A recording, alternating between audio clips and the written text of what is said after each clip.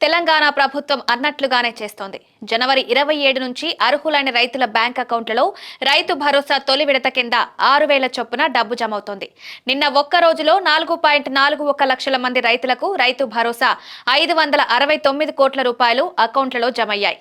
దాంతో ఆ రైతులంతా ఆనందం వ్యక్తం చేస్తున్నారు.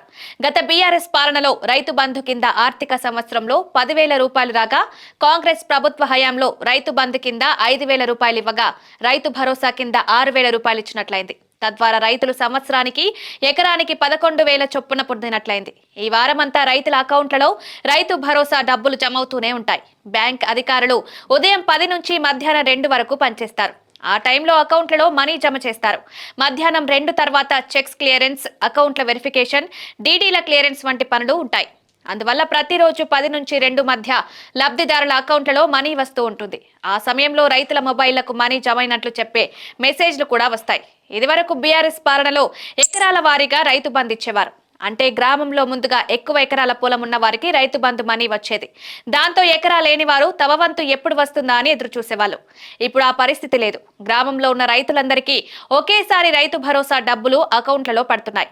ఎవరికైనా మిస్ అయితే ఈ వారంలో జమవుతాయి. తెలంగాణ ప్రభుత్వం ముందుగా 1 ఎకరం భూమి ఉన్న రైతులకు మనీ విడుదల చేసింది.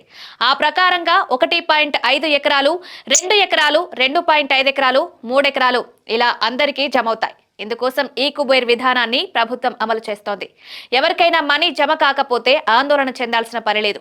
వారం రోజుల్లో కూడా మనీ రాకపోతే వారు పంటలు సాగు చేస్తూ రైతు భరోసా పథకానికి అర్హత కలిగి ఉంటే స్థానిక వ్యవసాయ శాఖ అధికారులను కలిసి విషయం చెప్పాలి. వారు మీ వివరాల్ని పరిశీలిస్తారు.